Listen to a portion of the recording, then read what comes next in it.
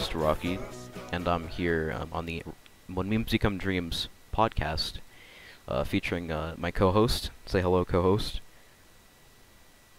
How's it going, everybody? And our special guest for the first section anyway is Franz. How's it going? Howdy, howdy. Yeah. So this is gonna be a three-part podcast. We're gonna talk about three different things today. We're gonna do Overwatch League, we're gonna do the developer update, and we're gonna do Blizzard World. So we're gonna start off with Overwatch League with Friends, and then the other two sections will have different guests as well. So yeah, where should we get started? Let's talk about the last 2 weeks of Overwatch League. Yeah. It's been crazy exciting. We saw Shanghai actually take a map for once. That was kind of, that was legendary. That needed to happen. Yeah. There's actually hope for that team somehow now. A little bit. I don't know. I wouldn't say a lot of hope, but there's a little bit of hope. Yeah, and I think the mid-season signing stuff will oh, really yeah, help yeah. them. That actually was super hype. People were not expecting it this early. Like, it was announced, and I was like, come on, bro. What? It feels too early, honestly. But I know Reddit has heard a rumor that they're planning on adding at least 4 people. Yeah, Shanghai adds 4 players, especially, like, projectile.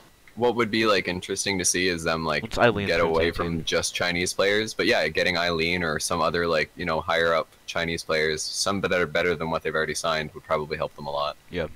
They mostly need tank players right now. Yeah. Like, their supports are I think they need a projectile player and then better tank players the most right now. Yeah. But I don't know, their off tank is actually fine. So maybe just a different main tank. I don't know, Roshan isn't that bad. Well, Roshan's not that bad, but at the same time, like, I don't know, and maybe his playstyle just doesn't mesh with the team, because sometimes he just doesn't seem like he's playing well. Yeah. I don't know, there's a lot of things that could be going on there with the main tanks. They could buy, they could save some money and just buy altering a plane ticket back to China. That would help, yes. Yeah. No, altering's a really good Zen. I think they need to get him on Zen instead of Mercy. I honestly think they'd be a lot better if Mercy wasn't meta. Yeah. Like, their support line would be so much better. And I mean, that could be happening soon too, because I feel like they're probably going to push updates through to Overwatch League quicker than they will for, like, other tournament environments. Yeah, I think it's been confirmed actually that they're by February or something, like when a patch goes live, it'll be like on the tournament realm too, or they won't even use tournament realms anymore. I think I heard that. Well, I heard that they pull a lot of data from the live servers, like player settings and stuff. So I can't imagine why it would be any more difficult to, like, actually pull updates directly from the live servers as well. Yeah. But yeah, it's obvious that they have, like, a more advanced tournament environment. Like, I mean, when you think about it, like, the World Cup is running off the same tournament environment that Overwatch League uses, and they had pulled, like, all of the Mercy meta stuff directly, like, for the finals of the World Cup and stuff, so, I mean, it's probably not going to be that difficult. But, yeah, I mean, hopefully, like, the mid-season signings are going to help out, like, at least strengthen some teams. I mean, if Dallas actually does sign AKM, that's going to be huge. Capital huge. Yeah. It's huge, but it's like, he's a good player, and he'll help them out, but then, when do you not run AKM in effect? Yeah, I know. Like, Taimu, what's Taimu's job? Like, he's the best hog on the roster, and that's it. That's the only thing he's the best at on that roster now. But I mean, like, at the same time, like... Now Mickey's getting better at it too, so it's... Yeah, eventually... Where's he supposed to be at? It's a complex, like, team. I mean, like, you look at it right now, and even right now, like, there's some players that you can, like, ask, like, Coco and XQC, like, they overlap like crazy. But there's obviously going to be times when, like, depending on the team, you want XQC and not Coco. And, like, there's going to be, like, situations where, like, it seems like Coco ran better. Like, today, during, like, the Boston match, like, there was a few maps, like, the ones that they won, you could tell that, like, the play style favored, like, Coco. But then the maps that they lost, like, you could tell that they needed a more aggressive main tank. And that was, like, one of the things that hurt them a lot. So, I mean, maybe, like, AKM and Taimu will, like, swap out depending on, like, what kind of, like, level of aggression they're aiming for. Yeah, and if Taimu's feeling it or not. Yeah. He's known to be really, really inconsistent. Yeah, that's true. He's one of the most inconsistent players in Overwatch. I'd say even the most inconsistent. It's actually noticeable. At that level, yeah, easy. But still, like, insane when he wants to be. Yeah, and I follow his Snapchat, and I think I want to say it was like 2 weeks back, he had a Snapchat asking for like remedies and stuff for wrist injuries. So I think he's having trouble with his wrist as well. Maybe not too bad, but like enough to ask and stuff. I mean, like, in the competitive gaming world, that's kind of like a big thing. I mean, like, casual level like us, I mean, like, we can obviously, like, take a couple days off and, like, just stop playing and, like, you know, focus more on arm aiming and stuff. But, like, during, like, Overwatch League, where they're playing so consistently at such a high level and always scrimming all the time, like, that's insane. That could kill your wrists within a few years. And he's not a young guy, honestly. Like, he's probably one of the older Overwatch League players. Not really one of the older, like but 27 or I think maybe younger 27 than that? or something like that. 26. Yeah, I'm gonna look it up. He's around my age, but like he's like in that range where like players start to consider retiring, like StarCraft players, anyways. He's actually 24, Monk Omega. Yeah. Okay, I had that wrong. But either way, it sucks that being 24, you're already having like wrist issues. But I mean, it's still hard to say too. Like, I mean, there's probably a lot of reasons why he's not playing right now. I heard like that he was sick, which is why they didn't run him for the last 2 days. Yeah, and Harry Hook as well. Yeah, so maybe, you know, the plague spreading through Dallas Fuel or something. I mean, that but explains a lot. It's flu season. Flu season hurts a lot of people. I think like half of my team right now is sick as well, dude. Really, dude? Yeah. That sucks. But yeah, other than that, I mean, like, we had the day of upsets. That was pretty interesting. That was probably one of the most interesting days of watching Overwatch League so far. Yeah, if they could have taken the battle for LA and then shifted it to Thursday, that would have probably been the greatest day of Overwatch ever. Probably. Just 2 upsets and then a really close match between Gladiators and Valiant. Yeah, I was thinking it was just because London just lost because they're bad and they're the most overrated Korean team and they need to fix a lot of problems, and then like Nixel lost and I was like, I don't know. Punk ass, dude. I think there's one thing to consider too. Boston's insane, first of all. And Boston's pretty insane. A lot of their roster is like very like prominent Korean players, and that kind of does help. But like arguably, like one of their best players isn't Korean too, so it's like it's not like you can really attribute that to like the let's buy Koreans and win strategy. You know, Dream Casper does an amazing job at what he does, and it's pretty the whole lineup like was really consistent. And like Philadelphia is like, Carpe and Shatterburn are absolutely insane. They could carry a lot of teams in the league. Yeah, if you take those 2 DPS and switch them on to Shanghai or any I wouldn't help Shanghai, because Shanghai does have 2 very good DPS players. The only problem there is that they overlap hero pools a lot. It's like a Tracer and Widow player and McCree player. Both of them play a Tracer, Widow, McCree. And the other problem is that their support and tank line is shaky. That's also interesting, because Shanghai played, I want to say Dia was playing Genji. Yeah. Flexing onto I think they can play those heroes, but they're not. They're both known for hit scan. Yeah. It's one of those things where, like, I mean, they almost need to flex projectile, because you can't just not run projectile heroes. But I feel like they would actually do better if they just didn't, because of the way just that both have their style and run with it. Yeah, like Tracer McCree, you know, in like the worst case scenarios. But I don't know, honestly, like that's not always going to work for them, and you can tell that they're struggling just based on how linear their roster is. But another team that I'm interested in seeing, like if they sign any more players or if like signing any new players helps, is Florida. Like, I mean, having a 6-man roster is clearly like not working for them. You know, they beat Shanghai, like, yeah, who would have thunk it, right? Like, but honestly, you know, just being able to say we're like at least not the worst team in the league is probably not enough. You know, they need to sign some more players to like add a level of depth to their roster that they just don't have right now. Who do they sign? I don't know. Adam would be all right to play Mercy. Yeah, like, but then they don't have just European players, right? Then they lose their identity, you know. They have like you need a second main tank, right? Like one that's more capable of like flexing to dive. Mazlasa, I think Mazlasa would be really good there. Malzahs would be a very good one. Yeah. So okay, like you get that down, right? And then like like Tivik and Logix are god tier, but like I mean, there's a couple of like unsigned players that could arguably compete at their level. And like you got DeFran, right? Like he's their #1 fan right now. He bought like all their fucking skins 3 times over. I don't think he'd help So- them that much. Like Probably not. Logix Yeah, and probably not, 'cause Tvik are Logix actually is- fine. Yeah.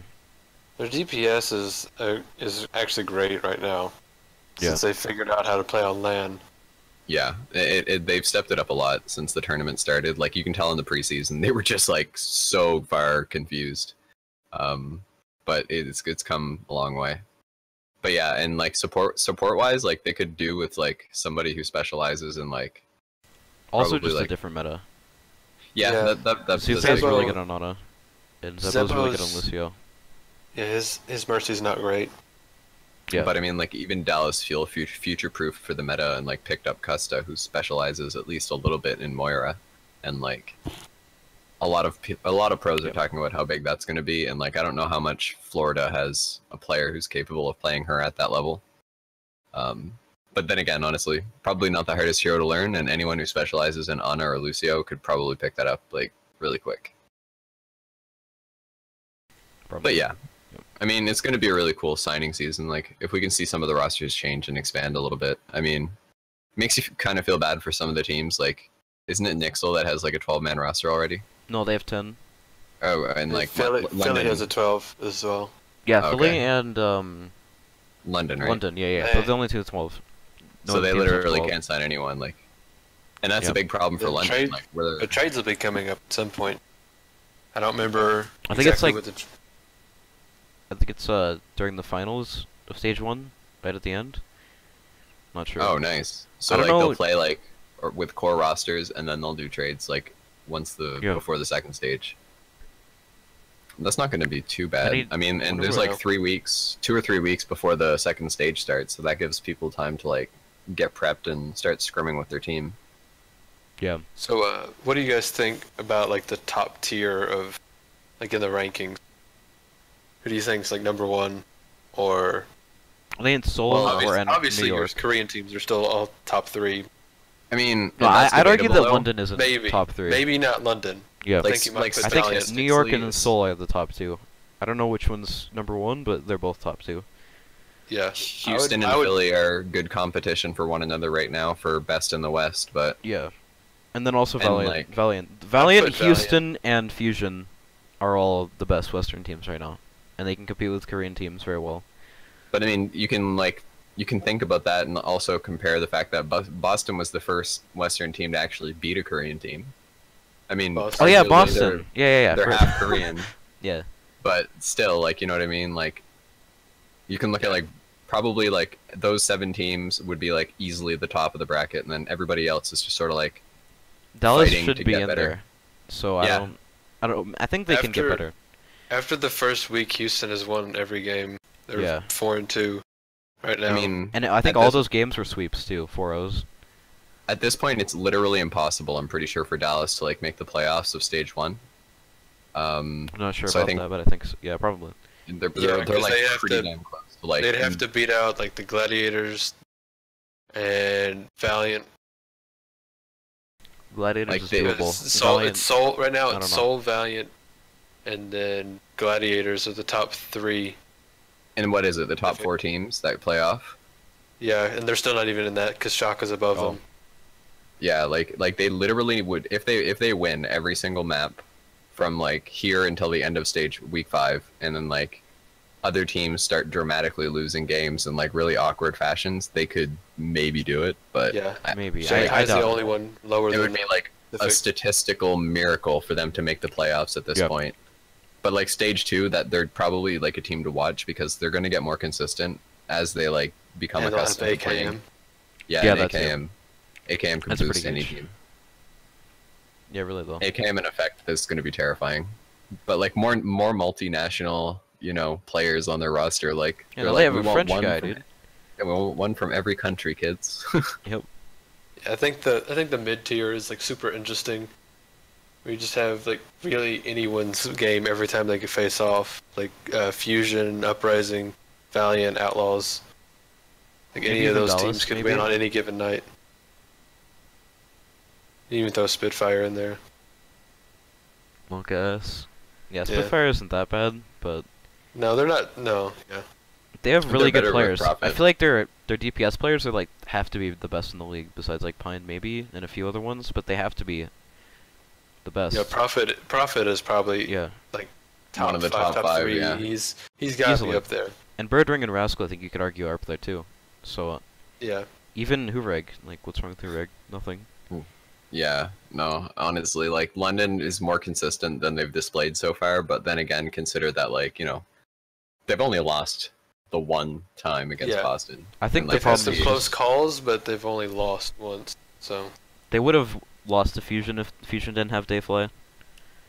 Dayfly actually threw that game. I don't know why they ran Dayfly. I guess they just thought he's Korean, so he might be good. And then they realized he's not good, so they never ran him again. Except against Shanghai, but No, we'll have to wait. Like going into next week, there's going to be a lot of interesting matches that might clarify like which teams are better. Like Dallas has to like fight Philly, which is going to be like kind of like a test, just to see if their consistency has been like brought up. I'm actually excited to see the Valiant Fusion match That's going to be because really those are interesting. like honestly two of the top teams from the West. hmm And Seoul and Houston, that's going to be And you have Spitfire and Dynasty next week as well. and Dynasty That has could- to win that, right? Yeah, Yeah. you're either gonna see like Dynasty stomp them, or it'll be a true test to is Spitfire really in the top three with can they hang with the other two? I mean, it would be like Yeah, really they should be interesting able to see to. like London beat Seoul, and then like both Korean teams have already beaten Seoul, so now it just kind of like sets that precedent that like any Korean team could be the best. But Yeah, and then yeah. And Seoul don't plays know. Houston as well, so that should be interesting. Yeah, then Seoul loses to Houston, and like Seoul is just like You wonder what the hell's happening. what's happening Yeah. is Wrong that with the Buds? they're I don't know, they need to keep one roster and not change it. Why can't you run Miro, Zunba, Toby, Ryujay Hong, Fleta, and Munchkin all the time? I don't know why you wouldn't just run that every time. I mean, you got to They give have- some teams a chance, I guess. Well, Reinforce had this cool flowchart where they kind of explained how they're Yeah. flexible with each different comp and how they normally run with each different comp, what their strategies are. Like some are more flexible than others, and some are more focused on killing DPS rather than the supports. That's interesting. Well, I mean, Seoul's kind of got that like depth in their roster where they can actually go that far as to like know which teams are going to have to target. You're going to have to focus the DPS down. I think Houston's going to be one of those teams for sure. I mean, you have to shut down Lynx, or he's gonna run all over you, Yeah, really. or Like, or he's, at least just shut down the tank so he doesn't have any space. at least in the fantasy league right now, I think Linkster's probably in like the top 5 DPS players as far as like just general like kill to death, first kill, ultimate generation, like everything. Not even just by stats, he's just actually that good. It's Yeah. not like he's just has good stats, he's actually like an insane player. He's the Yeah, best probably. non-Korean DPS. Yeah, at the moment. AKM's coming in. Give it some time. That's true. AKM can only Uh, really look play at, two heroes, maybe 4 at a godlike level though. He Yeah, only Yeah, plays- AKM's grinding Genji, so Yeah, I'm and like actually his interested Pharah was to really see good in the that. World Cup, so if you add Pharah and Genji, then he has 4 really good heroes. That'll be interesting to see. Honestly, like that's gonna add a lot to Dallas's roster because that's gonna allow them to like take Siegel out and be like, we can flex, if we need to go to dive for this map or something from whatever cheese strategy they're trying, because they tend to do that a lot with like more of like the meatball comps. They'll actually have the flexibility that mid-match actually they'll be able to just go full dive and try and contest quicker. I don't know. Something they haven't really been doing lately. give them some sort of flexibility because today they showed that they don't have any. Well, then again, consider today they were running the 6-man roster that they were kind of locked into. Yeah, they pretty much only ran anti-dive. You can see where like that didn't work on Ilios really at all. But then again, you watch like Boston play, and a lot of the times they generally go like dive or dive with Farah, and like like consistently only run those strategies. So I mean, maybe they had that as a plan going in, and like they thought it was going to work, but they just got outplayed a lot. And I mean, it wasn't a close game, honestly. Like Dallas did really good, but yeah, Boston, god tier team, to be honest. I think it's just really funny how they've gone from being the meme team of God, they're not going to win a game, to being the first team to beat a Korean team. Yeah, really. I mean, but then again, it's like you can call it a true underdog story, but I mean, they had like the consistency in their roster to do good. It's just when people looked at teams like, you know, Seoul and New York and London and Dallas, everybody just kind of had this perspective of like, these are the teams that are constructed of like the true gods of Overwatch, you know? And then they looked at Boston and they're like, oh, who's that Dreamcasper kid, right? Yeah, because he's like not known before that. But I'm interested, like I'd be interested to know how much of that is them like seeing the comments and kind of wanting to get better and like prove everyone wrong from that. Yeah, really. Because it's not like you could escape anyone talking about Al and talking about how bad that roster looked at the beginning. No, exactly. Just to let everybody know, by the way, you can put ! podcast in the chat and join the Discord if you have any questions for us. Yeah, we can actually take a question right now because the section's about CJ's to end. in here. No, CJ isn't allowed to have any questions, so if anyone has any questions, you know, join the channel. Like, you know, you have a question, you know, you can do it if you want, you know, like you can come in and ask it. Right now, we're talking about Overwatch League, you know. I can explain it with my voice even, you know. So, she might come in. CJ was typing. Wait, did I didn't mean to put that. Anyway. Just looking at the fantasy. PK with them might be somewhat late. Alright, she's coming in, hold on. Let's go for week. We're in week 3, right? How many? Midweek. Wait, no, we just ended week 3. Oops. Yeah. Carpe is #1 right now. Hey, Janelle. Welcome to the podcast. You can ask your question now. And, you know, we will answer.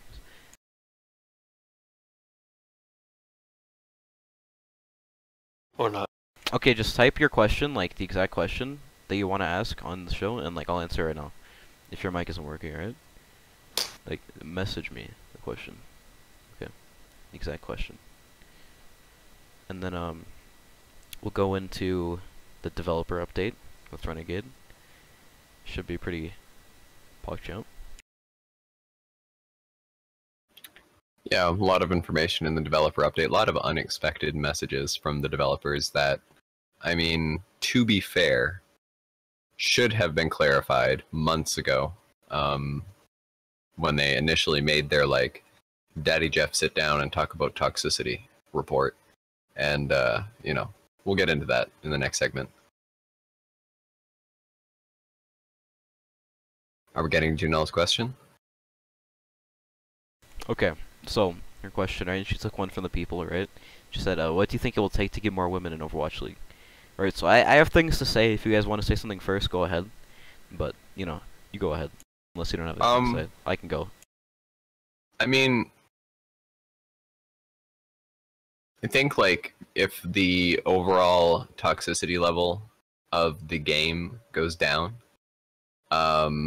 more of the, like, very, like, high-skilled female gamers will probably play in the competitive scene. Like, right now, I feel that, like, it would be really difficult for, like, a woman trying to get into Overwatch League or, like, any competitive game. Like, I mean, I have a friend who plays, like, Overwatch in, like, the collegiate scene, like, here in the city. And, like, even she, like, only having, like, you know, a couple thousand people who follow her, like, on Instagram and, like, stuff, when she, like, posts about tournaments, says that, like, just the level of toxicity and, like, what she gets from the community being, like, a female pro gamer. Pro gamer. I think there's a lot like, that really goes into it, too. Like, just almost like girls kind of, like, in gender roles, like, growing up, they don't play as many video games. There's not as many, rather than... I think that's changing, though. Yeah, I think and that's changing a lot. It's changing, and I'd hope that, you know, the communities would be more willing to change, more willing to not be as toxic, like you were saying. So obviously, like people who are just picking up first-person shooters are not going to be as good as if they did not have the exposure like these guys that have been playing from like the time they could hold a mouse. Like, yeah, really. But I mean, these guys have been playing FPSs for years and years and years, and I mean, I think there will be women eventually in it, and I don't doubt that at all, because you have people like Gregory and others who are extremely talented.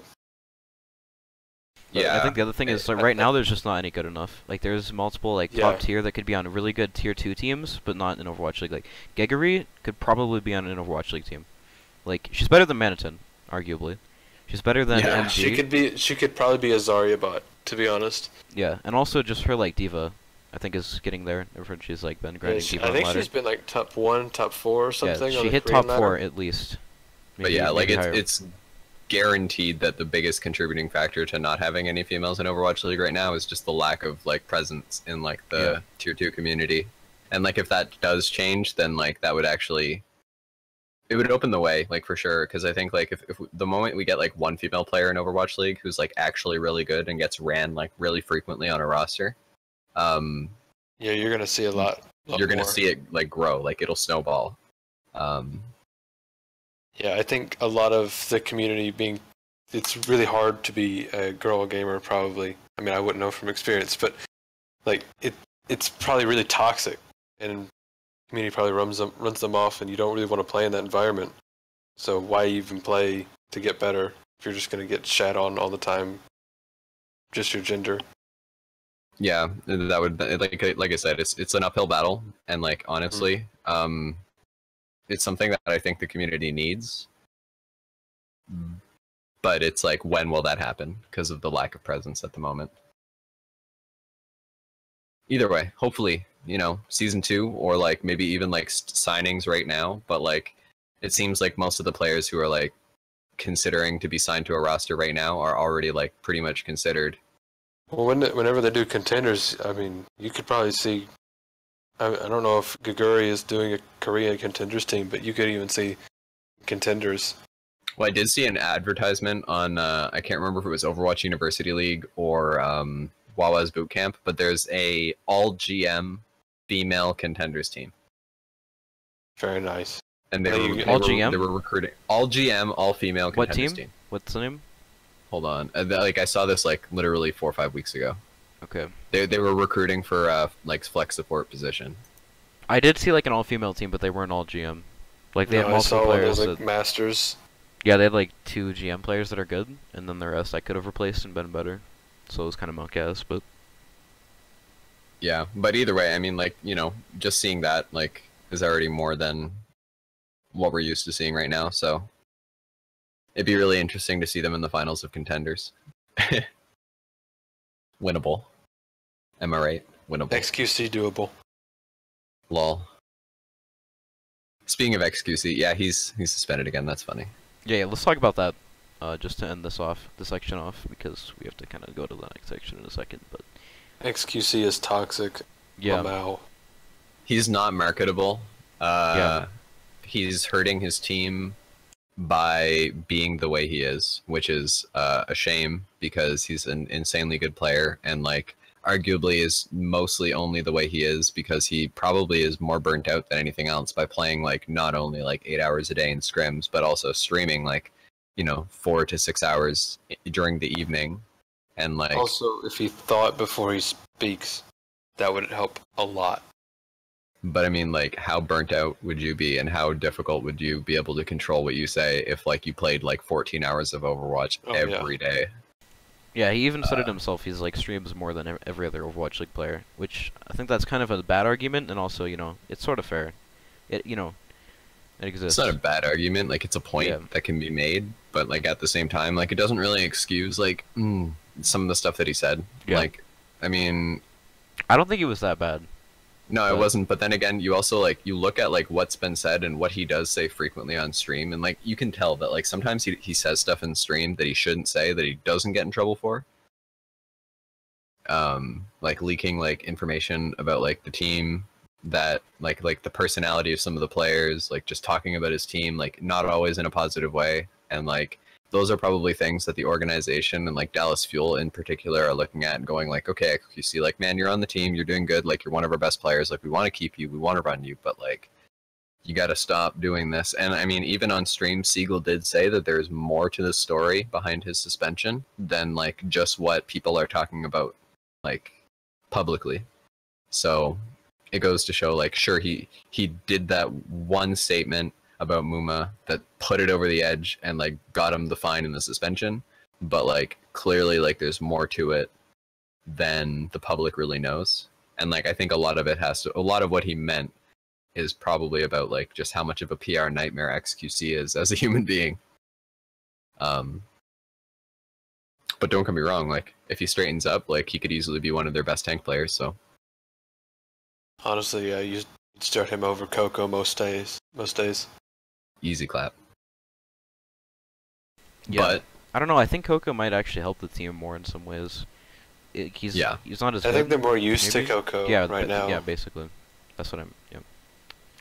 at least the roster that they ran today was more used to Coco because they've been playing with him for years, whereas like XQC is just kind of like if the new guy. XQC would like not get banned or suspended all the time, he'd actually have time to play with them in practice. Mhm. Because he's not even allowed to practice with them right now, so you're gonna have to wait till stage 2 for he can even start practicing again. Yeah, that's a Monka S. Oh well, can we get Monka S in chat for XQC? Yeah. Poor guy. Alright, so we're going to end the Overwatch League section there. We ran out of time. We actually went over our max time. I didn't even think we were going to hit the max time. We went over it. So, you know, we're going to move on to the developer update. Thank you for joining us, friends. You know, you're a great guest. Thank you. You know, Thank you. you talk You're a with gentleman and a us. scholar. Yeah. Yep. Those things too. Legends. Those two things, you are definitely both. So of them. you can stay in here and keep muted if you want to listen to the rest of the podcast, or you can open the stream, or you can just like leave the channel. You know what I mean? Alright. Yeah. And thank you for having me on. Yeah. Godspeed, good sir.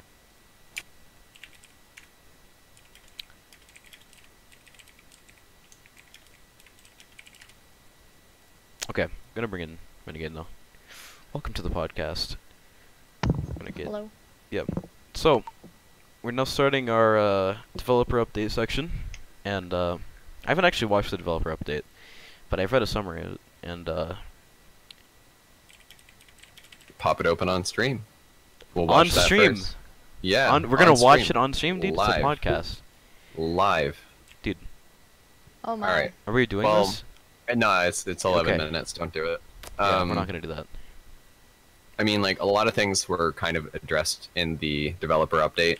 So just to go over a quick summary of what Big Daddy Jeff, you know, sat Yeah. down and wanted to tell us kids in the community. He had, I'd say, like, a few main points. The first main point being on character changes. Talking about how I know people were disappointed that the changes to Mercy and Junkrat didn't come out with Blizzard World, but that they were coming soon. And that, you know, it was going to like take effect almost, you know, immediately for like other things as well. But also future character changes that they're looking at because they mentioned Hanzo, being that Hanzo is a very like difficult character to be good at, difficult character to play, but also that like he has one ability that like makes it so that anybody can pick him up and just get kills, especially like on characters like tanks. You know, like Orisa should not die to scatter arrow, but she does. So, you know, that's kind of like a problem that they need to look at. And also Mei, because like, you know, a lot of the community has been mentioning how Mei has been F tier since the dawn of Overwatch and like how she has her place. I disagree as well. Yeah. I think she is a great utility character, and if played well, she can actually like It's really weird carve it. because I think in her situations that are good, she's really good, and I don't think she needs any buffs. But at the same time, maybe she does need buffs. Yeah, like it's one of those I don't things where know. like if the goal is to make Mei playable all the time, like yeah, they do need to change that. You know, some of her kit to make her more applicable to more situations, or like I don't know, damage buff would probably be too much for her, but you know, something they could consider. But yeah, the other hero that they wanted to look at again, and I repeat again because they've already done the rework, is Symmetra, which honestly, like, I don't think we need to give Symmetra mains any more excuse to play that hero. But you know what? At the same time, she could be quite powerful. And then going forward, he also addressed the toxicity in the community and how like their efforts have actually brought down like the instances of reports for things like abusive chat by a dramatic amount. Which, I mean, good on them. Like, they feel like they're doing good, but sometimes ranked queue doesn't feel like they did anything. So, I mean, it's a work in progress. Like, it's hard to like instantly remove toxicity from a game that has somewhat promoted that behavior, I guess, for a while. And yeah, also how the big thing, at least the big thing, what we want to talk about today, is one-tricking. And how in the past, Jeff and the Overwatch League or Overwatch team have sat down and said that one-tricking should not be a bannable offense. People are free to choose whatever hero they want, and that's the way that they designed the game to be. But also how sometimes playing a certain hero or two, like your Torb or Symmetra one-tricks, are not only hurting your chances of winning the game, or hurting your experience because your team could be upset with you, but also hurting the experience of the rest of your team around you, and what can be done about that. So essentially, he kind of like subtly hinted on like, you one-tricks out there should probably learn how to flex, but like, he didn't directly say it, but I think everybody could tell what he was inferring when he made his announcement. Yeah, so we have like a sort of Symmetra one trick, or not Symmetra, Sombra. Sorry. I meant Sombra, dude. Come on, bro. Like, I would argue that you are more of a Sombra main than a one trick, because I've seen you I'm a flex quite Sombra a main. bit. I also have like 93 hours on Diva, so I'm pretty It's sure. like, how I'm a often do you play one-trick. comp? Huh? How often do you play comp? Competitive? Not too often, because being a female gamer, I find I can't solo queue, because I'm gonna get hate just for saying hi. Yeah, I've had that feedback a number of times from other female gamers. It's not a fun place in comp. Yeah, it's really not. Easier in a group, I just got a though. voice changer though, so hopefully that'll change things. That's awesome. Usually a couple times a week, usually for a couple hours. And like in comp, like when you insta-lock, like let's say Sombra, because it's a pick, like Temple of Anubis or Volskaya, where you're like, I know how to play Sombra on this map. I'm gonna play her really well. What kind of a reaction do you usually get? Occasionally a groan or two, or hey, dude, your competitive thing says you're a diva main. Lock diva, and it's like, no, we already have Roadhog and a Orisa. We don't need a diva, and we don't even have enough heals for another diva. Well, for another tank. Does that make sense? No, it's one of those things. I mean, I can understand. I used to be a Symmetra main back in the day. Oh boy. Way back in the day. Before I decided to get good at the game. I mean, I used to be a Widow main, and there's a reason my hours have stayed stagnant at 11. Ah, yeah. But still, I mean, do you agree with what Jeff says? Like, do you frequently, like, if someone really asks you to, like, switch off Sombra because they don't believe you're helping, like, do you actually, like, just give in and do it? Or Actually, usually isn't the other people asking me to switch. It's usually my own, okay, I'm not doing well. I should switch to someone I'm better at. Like, say I'm taking up a support slot instead of a DPS slot. I'll lock Zenyatta or Moira. Okay. And like, do you like on ladder like frequently run into like other one tricks who don't do that, like Symmetra or Torb one tricks that are just like, this is the hero that I play all the time, and this is the only hero I'm going to play today? I usually don't encounter Torb or Symmetra. One tricks, knock on wood. Oh god, I don't have any wood near me. I'm doomed. Usually I encounter Mercy one tricks, and a lot of them. Usually it'll be 2 a game if they're there. Yeah, nothing's worse than 2 Mercy one tricks arguing over which one gets to play Mercy. Yeah. Or 3. I've had 3, dude. Like, it's scary. Yeah. 3? In a high masters low GM game, Yep. that is not something you want to see. Yeah, I'm a gold pleb, so... We do have a question from CJ. Let's crap, see. I just saw that. It's gonna Yeah, take a while so- to dissect that one, but I think you can do it. I believe When in you have time, I was wondering if you were ever in lower ranks. Do you think there's a difference in the treatment of females in the competitive scene? Actually, in gold, I've been facing a lot less of the sexism. In high bronze to mid silver, no, especially high silver. It took me 3 attempts to get past 1900 because I just kept encountering sexist people where I'd say, hey guys, I'm gonna lock Diva or I'm gonna lock Zenyatta. Can we work around that? They're like, no, we have a female on the team, we lose. Wow. Yeah, that's not right. Yeah. But it's definitely something I'd believe, seeing the reaction to like some people in the Overwatch community.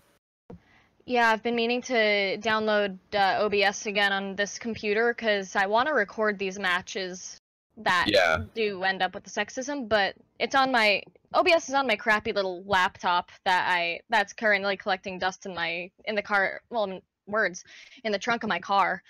Well, there was an instance back in October where like a female gamer was playing and she like recorded her game because her team was like consistently super toxic. Yeah, she went to Reddit and then like the guy that was, or the guy or two that were treating her that way both got like perma bans, like hardware bans. So I mean, definitely like, you know, one good tool is like OBS and other things to like sort of weed that behavior out of the community if you can get it into the public eye. I mean, reporting is working a lot better recently. So just oh yeah, I've already gotten 2 or 3 of those notifications. That's like, hey, whatever you report, give action to someone. And I've just been sitting there every time I'd get it, like, because yeah, some asshole got dunked on. Yeah, I think if you're having problems like that, I would just not talk at all because I got to like high masters without using mic, like ever, and there's not really a reason to use mic. People say, you know what? You have to communicate to win games, and that's true, but you can also just play well and not have to communicate. Yeah, Rocky is like a mute when he plays comp. Oh jeez. The only issue with that is, I play a lot of Sombra, as you know, that's one of the few reasons I'm even on this podcast right now. I need to be able to tell people, hey, I'm gonna EMP. Get ready. She is definitely like a communication-oriented hero. Yeah, she's it's the most communication-oriented hero in the game, and that's true. Exactly. But I don't know. When you're not playing Sombra, don't use mic. I guess that's one thing. And I don't know. I still played Sombra without mic and done fine, but it's a lot easier to play with the mic. I don't play Sombra that often either, so I can't say it 100%. Maybe just like I think team play is a lot easier too, because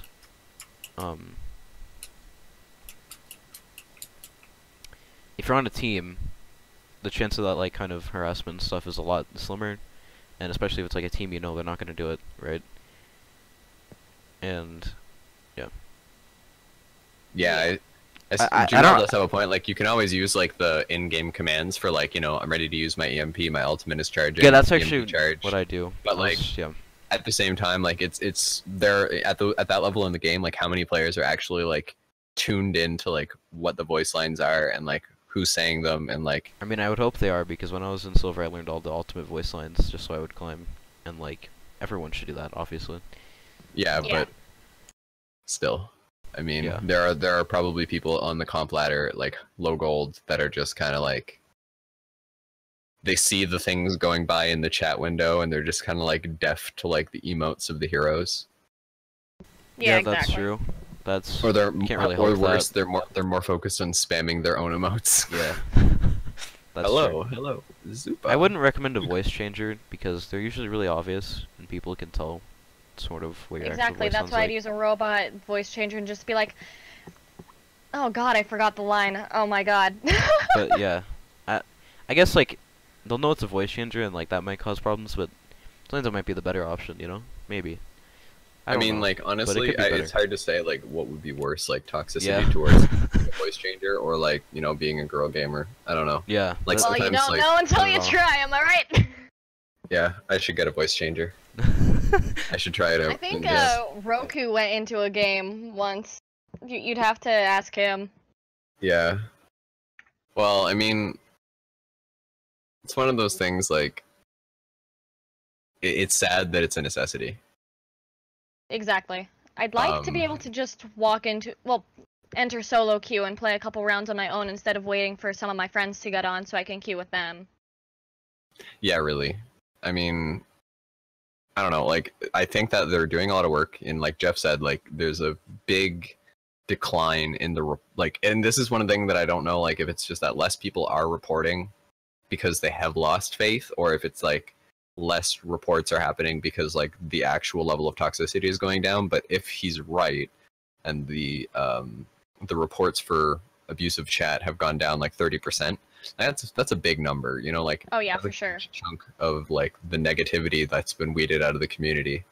And I mean, like, Overwatch isn't a game where like a lot of the other stuff like generally applies, like poor teamwork for throwers. Like throwers still happen quite a bit. Like I had like at the beginning of the season, in particular this season, big problems with like throwers. But like I don't know, it seems to have gotten better. But I mean, to get better, we generally have to 6-stack comp, or like at least 3-stack, and like try and carry anyways.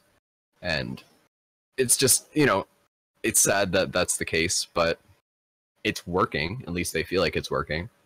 And maybe like you could probably attribute like the Overwatch League and like the professional presence that some of the players are like exhibiting towards like helping weed out the negativity. Yeah, for But sure. that's also hard to say too, because And then you have XQC.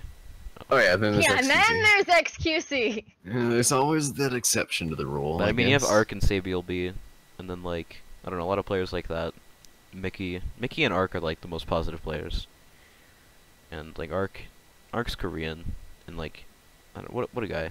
Honestly, like we're not gonna talk about Arc, but what a guy. Anyway, so what about like the changes to Symmetra that they talked about? Do you guys have any like ideas for Symmetra changes, or? I really don't. I heard like 1 or 2 suggestions being in the support slot. Being like right now she has obviously like the only toggle ultimate ability in the game, which I mean like, you know, works to an extent, like quotation mark, like it gave her like that extra level of utility. Shield gen is good in certain situations, teleporter is good in others, but it could also be argued that Symmetra in place of another hero would have been better, right? Like just remove the Symmetra from the comp, play like soldier, you're doing better because generally they occupy the same slot, they're dealing damage. But to make her a true support, one of the suggestions that I liked would be like toggle your turret, and then have like a minimal AOE healing turret, as well as like the damage turrets, making her an actual true support hero,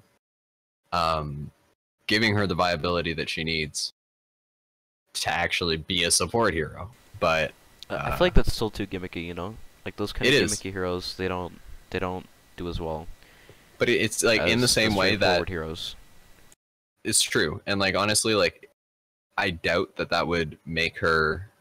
I doubt that would make her more viable as a pick. Like there's probably going to be like every reason to choose like, you know, Moira or Lucio or Zen or Mercy over a Symmetra, even if they give her the healing mechanic. But at least that would give like, you know, those Symmetra 1 tricks an excuse to say like, look, she can heal now, guys, and like maybe people would be a little bit less toxic towards them, and you know, who knows, people might get good with her and like try her out more. Like it's one of those things where like the teleporter on its own is a super unique ability and really good. The shield generator is a super unique ability and really good, but like her kit is still too weak against like a coordinated team comp to ever be like, you know, decent. Yeah, So- at low gold or no, I'm like mid gold. I'm a bee's dick away from mid gold. We still have issues with Symmetra, but that's nothing a Pharah or a Winston can't handle. And now like Personally- with Moira's death ball, like just going in and killing all the turrets instantly, I feel like she Actually- just got way weaker. The death ball does not take out the turrets anymore. What? Oh yeah, it doesn't. They changed that. Yeah, they Mucka changed shake. that. When did they change that? I feel like it wasn't Blizzard World updated. I think it was one before it. Still, I think the turrets have 1 health, right? So like Moira's Yeah. auto-locking beam, you just like walk in, do an arc, they're all gone. So it's Yeah, kind of pretty like, much. I don't know, like she's easy to deal with, and like I mean, it kind of like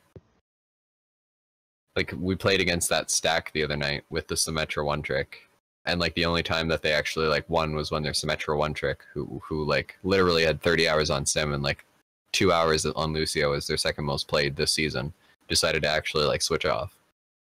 Probably because they were Yeah. in a 6-stack, and like even the friends that they were queuing with were like, okay, look, we know you're good at Sim, right? But like you gotta stop. It's time to stop. Sorry, had to throw that in there. Yeah. No, it's one of those things, like, I'd like to see the changes to Symmetra, like, improve her in a way that makes her more viable for the people that like playing her. I know when I played Symmetra, like, strictly as, like, my only hero, like, I enjoyed playing her quite a bit. Like, it's just, when I wanted to start improving at the game, I realized some fundamental things about Symmetra, and that's just that, like, first of all, the toxicity surrounding one-tricking is, like, really, really bad. And also, there are times where, like, choosing Symmetra will just, like, make your team lose. And, like, because of that, you know, I learned how to play other heroes. Yeah. Going back to the possible changes that they could put on Symmetra, I feel like Blizzard's gonna be more inclined to just shove her from the support category to the defense category. That would make a lot more sense. Like, Torbjorn's a builder, and, like, arguably has similar kits where, like, he produces armor packs and, like, you know, has his turret.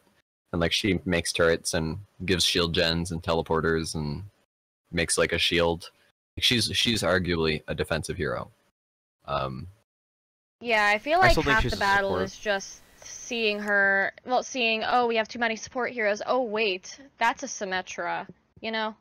Well, the thing, like, you're not wrong, Rocky. Like, I agree. Like, there's a lot of things that could be said about her actually still being a support, but, like, she's still one of those heroes that, like, doesn't have her foot fully in, like, one door or the other. She's kind of half support, half defensive hero, not particularly good in either role. And because of that, you kind of have to think, like, what does Blizzard want to do with her? And if they want her to, like, remain, like, a support hero and, like, remain viable, like, what could they do to actually, like, focus her down and be like, look, this is the reason she's a support hero, and give her that definition, like, with a purpose. Yeah, it's kind of the same with Sombra. She's, like, 1 foot in support, 1 foot in offense. Doesn't really do the offense job that well. She'll never do the damage that a Tracer or a Soldier will do, but, like, a really good Sombra player can, like, just hard carry. Like, EMP is such a powerful ability. She has around the same damage as Tracer. Yeah, and, like, that's another thing. But it's just, like, her mobility is really good, but, like, it can be interrupted. Like yeah, when she's in Biz, she can run really fast. And, like, the translocator is, like, great for getting out of, like, sticky situations. But there's always going to be those times that, like, your translocator is, like, not in the best place and you get, like, trapped, or, like, it's like her mobility is, like, really, I don't want to say gimmicky, because, like, I still think Sombra's, like, a super powerful character, but it's just that, like, her mobility is, like, exploitable, right? Yeah. And, like, that's one of the only unfortunate things about it. Like, sure, you can, like, teleport and, like, land on a mega health pack and be like, yeah, like, nearly invincible right now, but then, like, you know, the Junkrat trap with the 2 mines is still gonna kill you. Or, like, you can throw your translocator somewhere you think is safe, but, like, find yourself, like, face to face with a Genji, and you're just like, I think I'm dead here. The other thing is, Okay. she's actually, like, broken with a coordinated team and against a coordinated team, but when you're playing her in, like, ladder and other situations, she's just not good. And then coupled with the fact that she's really bad on some maps, that's just why you don't see her. And then Okay, also no, the fact that Mercy is actually broken right now, that's the reason why she's not being played. Once Mercy's Yeah. not broken, she'll be played a lot more on the map she's good on. And For sure. yeah. Yeah. I mean, that's 'Cause going to make a pro big play, difference. that's where you have the organized teams, and that's why she's really good there. It's like she's actually broken on Anubis and Volskaya in pro play. But anyway, you can answer the question though. So the question is, do you think there's any other way to bring Sombra into the meta, considering she is so reliant on the map? Probably. I think... Oh my god, I had an answer to this and I completely forgot it. Good job, me. PogChamp. Yeah. I mean, like, there's too many things that they could do that would, like, break her, right? Like, so she's kind of, like, she's on that edge of, like, she is super good, but it's just the way the meta is right now, and, like, the heroes that are being played, like, arguably, it's the same thing as Symmetra. Like, I'm not saying, like, you can never win if you have a Symmetra on your team, and, like, the enemy team is just as good as you. It's just that, like, situationally, more often than not, you probably don't want the Symmetra. Well, there are just those maps right now where, like, Sombra is an okay pick, and, like, if Mercy wasn't meta, they would be, like, Sombra is, like, a must pick, or, like, close to a must pick. Like, we're just a really great pick. Yeah, for sure. But she's always going to have maps that she's just better on. And But then again, there's always going to be those players trying to like take her that one step further and like trying to play her in like situations that are a little bit more unconventional. And it's not to say that those players aren't doing well with her. It's just that. It's just that they're throwing the game, basically. Whoa, dude, that's toxic, man. Okay. Like, you know, I've actually seen- had a couple Sombra throwers, and it's like, don't do my main like that. yeah, like at least try. Like if you're gonna play her on a less than optimal map, like at least do your best, right? Like, don't Yeah. translocate off the map, okay? Like, come on, guys. Unless it's a suicide battle. Did anyone ever do that on Super Smash Bros? No, just me. Okay. Who can die first? Yeah. Yeah, but don't you just like play like Fox and just like boost off the map every time? Pretty much, yeah. But that's a Yeah. little off topic. Yeah. No. Yeah. Like I don't know. Map Sombra is always going to be a map reliant hero, no matter what you do to her, and like anything that you do to her to try to make her more viable in like situations where she wouldn't otherwise be good would probably just break her. Like you could be like, oh, so what if we up her damage? Like, nope, too good. You know, like. What if we like try to rework her? Well, I mean, she doesn't need a rework. She's already a good hero. Yeah, she's in a similar spot to May, I think. You look at all the crazy. Well, I don't know. Arguably, yeah, I think you're right. Well, in terms of the, if we give her a little boost, she might be a little overpowered, Yeah. you know? Yeah, basically the same spot. The only difference is that I think when Mercy's nerfed, Sombra will be played a lot more, and May doesn't have a situation like that. May just hasn't been played a lot in general for entire Ever. game's lifespan, yeah. Like she's Yeah, she's pretty much a there's stall. always going to be those heroes that like those players who just like want to play May, and like there's always going to be like those May one tricks, and there's always going to be like those situations where you're like, you know what would really mess up the enemy team comp? A well coordinated May, and like she's still going to have those maps where she's like an okay pick. But yeah, Sombra is like she's about to move into a place where like she's going to be a favorable pick on like several maps again once And I'm Mercy's gonna dead. be very happy. Oh yeah, Yeah, I like think 2 a to lot 4 of people maps Yeah, in the game, but I don't know if any more than that. There's like Ground 66, Anubis, almost every Well, 2 Skya. CP map. and what's the fourth 'Cause- one that's not TCP? That was, I think. Well, like she's good on basically every 2 CP map. University and like Ruins, you can play her on there. I don't like her there, but some pro teams have even run her there, so I guess she's fine on those maps. This probably Yeah. is. This is probably an unpopular opinion, but I really don't like her on Nepal. Like, if I had the option between playing Sombra and like Mercy, I'd pick the Mercy. Even though I hate playing Mercy, I can't play her for my life. If you make me lock Mercy, you might as well be telling me to throw. Like, that's how bad I am. I think like Village and like Sanctum, she's playable, but like not Shrine. Well, even Shrine, she's probably still playable. Well, But like it's Shrine- one of those things where it's like on Koth, like you look at like the map as it is, and like is there already a pre-established meta that would be better without a Sombra? And like you know you look at Sanctum and you're like there's just at least 2 or 3 better team comps you could have without a Sombra that would just probably roll a team trying to like do the Sombra strat. I mean, yes, they will get that one EMP in that'll probably like stop them in their tracks and like maybe let you take the point, but will they walk in and take it back because you're running a Sombra and are basically playing a man down? Probably. Yeah. But that goes along like the lines of like the Junkrat Mercy meta that exists right now too. Because of the power level of those 2 heroes, certain team comps just thrive right now. So, I mean, you run a Zarya into a Junkrat, you're doing good. You know, like Orisa being the most powerful tank kind of helps. She doesn't have a lot of mobility, so she doesn't help Sombra. Mhm. Well, dive kind of helps Sombra, but you can easily just throw in a Zen in her place. Yeah, exactly. And I mean, like, you know, there's going to be maps that like with if the dive meta comes back, like there's going to be maps you want the Sombra, there's going to be maps you want the Zen. But yeah, she'll always be a map dependent hero, which is a feels bad because you know Yep. some people really want to play her all the time. Me. Sorry, I'm not funny. No, it's all right.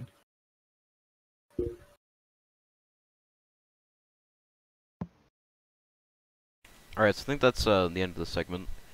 Yeah, And, I think we're gonna bring in Condiment Man to do a evaluation of Blizzard World. Oh wait, never mind. He can't make it. So, yeah, thank you for being here. If I can put in my 2 cents on Blizzard World, I love that map. Somber's It's so actually good. pretty good on that map. There are some spicy Diva Bomb spots on that map. Yeah. That's all I need to say. It's a Okay. great map. All right. Well, thank you for being here. I got you, homies.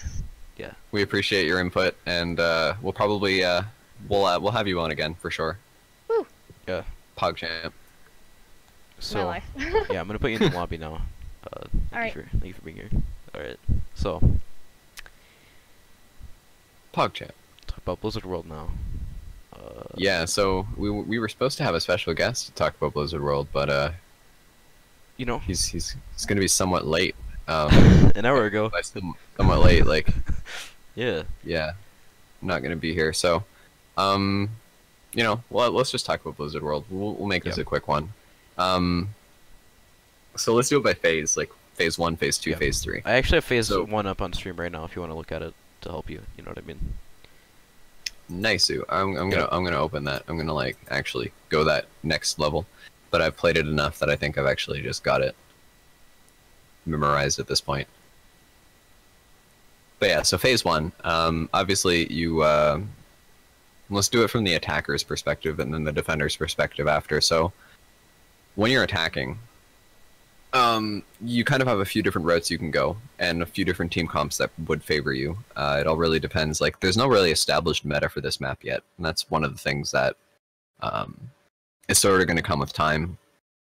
Like, at the moment, when you look at Blizzard World being a hybrid map and looking at the other hybrid maps in the game, you know that, like, you know, pro teams or even like just in comp ladder, you'll see people try just about anything from like dive to deathball to like spam comps. I think dive is just the best here. Dive easily. is pretty much the best in like most situations, but Well, like, yeah, that's true. I just think like there's a lot of high ground you can take, and it's just the best to play here. Deathball's kind of weird because it feels too open to play deathball. it really is. But at the same time, like, you'd probably see some people do it and then like bring it, because like from the attacker spawn, if you're gonna play deathball on offense, instead of going through main and like trying to fight people in the open, you can always like try and go underneath to the left and like see if you can take a fight in that corridor before, like, you know, if you can get a pick with that fight, then that lets you like Yeah, that's fine. hopefully snowball. Or alternatively, since a lot of teams like to like take the high ground on the flight to Duskwood Ride, one other thing you could do with Deathball is like go in through main, take directly to the right, go up the stairs, and like literally just fight them in the ride. Which, I mean, you know, might not work, depending. Junkrat seems to be a pretty easy hero to spam on this map, on defense.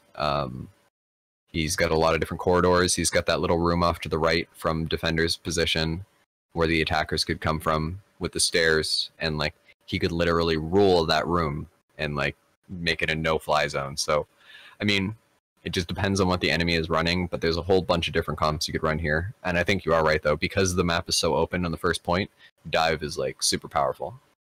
Yeah, and you can actually run a cancer comp here for defense. You can do like Arista Hog and then like a Torb and just hold up top. And it's hard for the attackers to get you because there's a lot of protection. If you're not directly on the point, it's kind of hard to actually attack the defenders. It's I like feel probably like like the this hardest comp- one to attack without being there. Like this on map Hollywood, you can favors snipe. Tracer. Yeah, that definitely. Like it's hard on like on Hollywood and Kings Row. It's really easy to snipe with Widow and look at the point. But like on this one, it's a lot harder. You know what I mean? Yeah, there's actually a be lot there. of open space, but there's also a lot of obstacles for like a Widowmaker or a Hanzo who are trying to like peek angles and stuff. But yeah, like mobile DPS heroes like Tracer have like tons of different alleyways that they can like dip down if they're like under fire and like just grab a health pack. Even on the first point, just being able to like loop around and then come from like spawn direction again by going underneath the flight to Duskwood Ride, like that's like a good alternative route. And then like once you move to second phase, like being able to like instead of taking main, go around like through the back on the docks and like just flank around people. Like it's flanker heaven. Like this map is actually like so good for that. Which is why like dive with Genji and Tracer is probably going to be something we'll see like pros run on this a good amount, or at least until like people become familiar. I feel like on the first point, like running 4 tanks, Moira and Lucio is still a decent option, like, especially on offense. But yeah, cheese. This is easily one of the cheesiest maps. Like probably like not as bad as like Horizon Lunar Colony, but like Or Junkertown. well, yeah. Like there's no way that like Bastion will be a must pick on this map. But at the same time, you never know. We'll probably see like Dallas Fuel try it at some point. They've been known to like try Bastion in unfavorable situations in the past, so we'll see how it goes. But yeah, defenders, like I mean, obviously, like you've got a lot of high ground options. You've got a lot of options if you want to just make a really like stationary like cheese comp, which I mean, I know some people like to do. I mean, those people who like really enjoy playing Torb and stuff, easy places to set those things up. The Flight to Duskwood ride is obviously like the most forward, safe location to like play on the high ground. Falling back, you can like easily take the stairs behind the point, set up on the boat. That's actually a good spot. To just take the spot above on the high ground behind the point. That one spot that has the boat. That's It worked really well, but like it's one of those things where like yeah, I mean you're not wrong. Like if you're gonna play that like cheesy comp, like yeah, that's probably the place to be. Flight to Duskwood looks like a good place to hold, but I think it's way too easily exploitable, and it's too far from the point. So I mean, it remains to be seen that like, you know, it's still untested. Like we've only played it in scrims a few times like ourselves. So I mean, just seeing how it goes. What I'm interested to see though is like the high ground next to Snax Ramus that faces the point. What kind of like heroes we can put in that spot and just like let them do work. I think like having a soldier up there all the time with that cheese comp is just like really powerful. I still think that a forward hold with a Junkrat to like spam chokes would be too bad off of Flight to Duskwood, but let's move on to the second section, I think. Yeah. First section's like super complex. You can do 1,000,001 things, and like that's one of the things that makes this map so cool. Is like it's just way different than anything else we have right now. I think the second section is super open, and you can't run a Bastion on this map, mainly because of the second phase. Because there's all the high ground. It's too easy to take high ground and jump on them. Like it's not like Junkertown where you have those few key locations where you're like, okay, like this is where we engage. It's like we can literally engage when we want, where we want, because the high ground is everywhere. Yeah, but you can get on the high ground wherever you want, and the high ground covers basically everywhere. And then plus there's like the Nexus on the side, which you can go inside, but I don't see anyone ever going in there unless it's like to flank. I don't see fights happening in there or anything like that, you know? Yeah, you can tell that those rooms, like off to the right, well, from like attacker's position, like those, like the arcade, I mean, it's really good for flankers. There's a mega health pack you can recover off of. There's like a quick path to take the high ground if you're like in a sticky situation and you just like need to get out and you're like playing Tracer or something. You grab your mega, you get up the stairs, and like you just get out and regroup with your team. But yeah, like flanker heaven is right. Like you take the docks from spawn out of Snax Ramus, and like you can like literally show up at their spawn without ever once touching the main path. Yeah, there's a lot of flank routes like that that are pretty insane. And like that's kind of unheard of when you think about it. Like, but I almost think about it like the 3-lane approach. Like you have like main, right? And then you have like your left and your right. Like your right being through the arcade, your left being like around the back of the docks, and like your main being like the main road. But then it's also more complicated than that, considering the high ground taking such a big like piece of space, kind of like occupies the map. And then you have like your like under alleys that like go beneath the high ground. Like I don't know, it's like a great map in terms of like how complex it is, but at the same time, like I don't think like anybody has it like 100% figured out as to what the meta is going to be here ever yet. Like it's gonna. Who even knows if Overwatch League teams are scrimming on it yet? And that's I don't think so. But maybe they are. We don't even know when Blizzard World will be like in the map. Well, actually, I think it's gonna be stage 2, and that might be confirmed. But I would assume so. That makes the most sense because by then it'll be out for a while, and you know, that makes sense. I hope it is out by stage 2. That'll be interesting to see, because that'll give people more of a perspective on like what can we call meta for this map, I guess. But knowing like how creative some of these owl teams are, like we're probably going to see a lot of different stuff for a while, and then like more than likely by the end of like stage 2 or 3, there'll be like an established more of like a this is like the best, and then you can also try these few things, and like But stage 3, after you get out of like all of that open space, essentially like the attacker spawn, or sorry, the defender spawn becomes the attacker spawn, except you come out from a different angle. And then you go into the like the Diablo portion of it, like the cathedral of whatever. I didn't play Diablo, so like literally the only part of the map I know nothing about the lore. I haven't played Diablo 2 in like more than 10 years, so Yeah, that's like one of the first parts of Diablo 3. So yeah, that's so they basically what that's would not know anything about it. Anyways, but yeah, like the cathedral is really cool. It's kind of like I think dive is still really good there. dive is still really good there because like despite it looking like a closed-in area, it's actually quite open. You have like lots of flanking routes, like to literally like from like the main first stretch, like going into the cathedral, you can like just take off to the right as a flanker and like literally be at their spawn.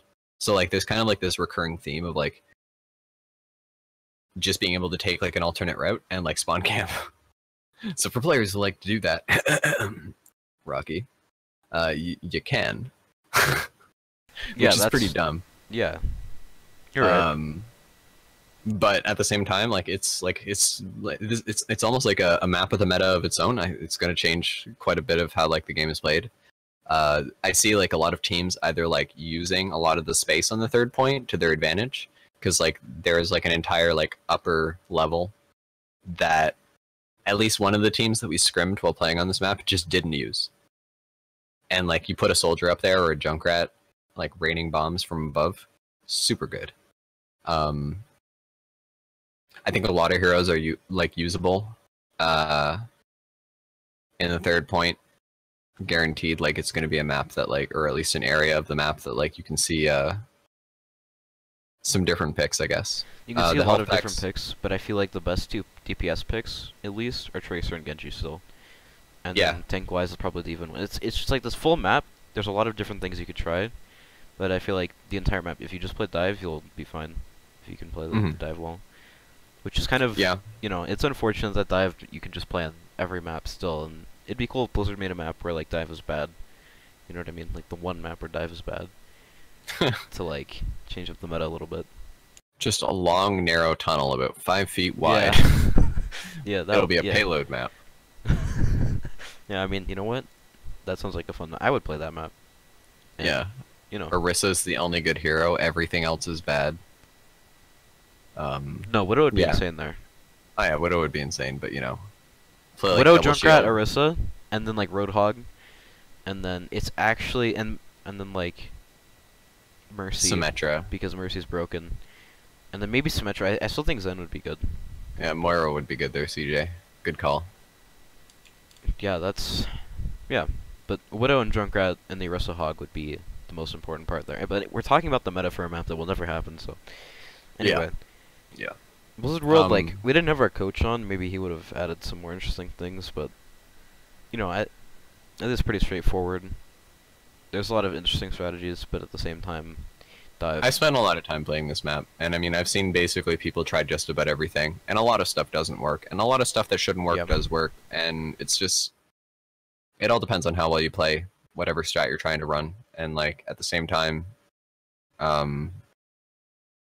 it's Overwatch, right? Anything can happen. You just gotta like outplay your enemy team, and yeah, a meta will develop for this map for sure. It's just not going to be very soon.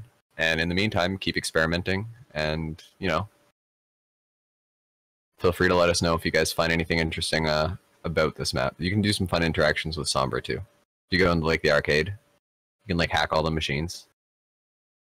So I don't know. I mean, yeah. Renegade mentioned Sombra being good on this map, but I don't really see that happening at all.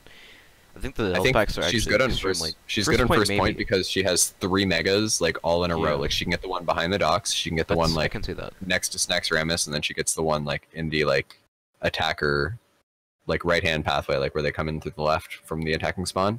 Like literally 3 mega health packs within like a very short distance of one another. If she can hack all 3 of those, like there's no health packs for the enemy team. Yeah, but then like the second point and the third point, I think those health packs are really spread out, especially the second point. I think like if your goal is to get a first point hold and like it's a really clutch game, you could try the Sombra and it just might work. But at the same time, like it's one of those things You never know. It's totally if possible. you lose first point, you switch, like hands down, guaranteed. Yeah, it's totally possible that after Mercy's nerfed, every pro team will just run Sombra first point, and Yeah. then swap after first point. That's totally possible. Like we still don't know. We're waiting on the map to actually be played in Overwatch League, and we're waiting on the Mercy nerf, basically. Even like smaller tournaments, honestly, like I would just like So to yeah, see some like that's true. better Like, players Contenders just like or Open play with this Division. map. But Open Division, you can't really watch those matches. I don't think Blizzard World is going to be in any of Open Division this season of Open Division, so I just have to wait for Contenders. Contenders is like February, maybe March. I don't know. I don't Yeah, know. I when it think starts, it's around that time. Like it's gonna start like late February, early March sometime. Maybe even no, like March 14th. Maybe even the middle of March. For some reason that date rings a bell. I But then hope again, not. I want Contenders earlier because it's a good way to more players and. it'd see be the cool meta if they do faster. contenders like between, like Overwatch League stages. But I doubt that's gonna happen. Either way, we'll have to wait and see. Yeah. I think we'll see Overwatch League and contenders playing it like pretty close to around the same time. But in the meantime, like you can always keep an eye on like other tournament circuits. Yeah, there's a couple other things, like there's Pit going on right now, and Pit is not going to have Blizzard World because it's about to be over. In fact, it might have already ended. I don't think it ended, but it's like the No, Tier but 2 EU it's tournament right now.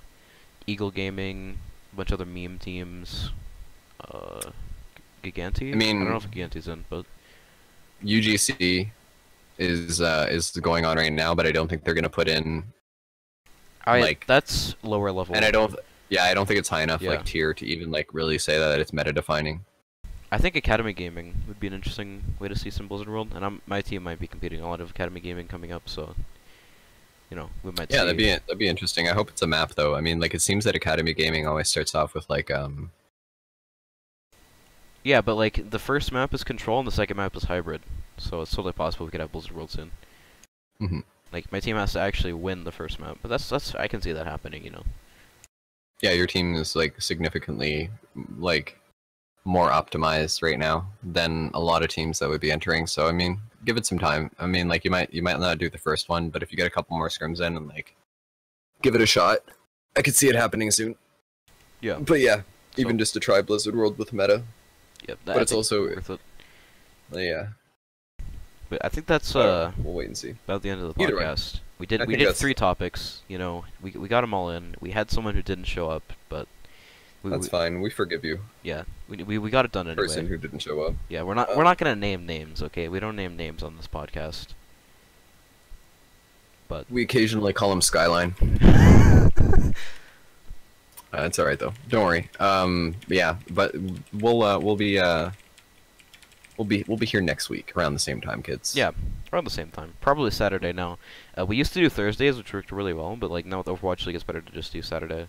After Yeah, Overwatch League is done. Saturday's just a So- great day, you know, like Yeah, great. What a great day. Honestly, like Saturdays are pretty good. Not the best one. PogChamp. Yep. Best days of the week.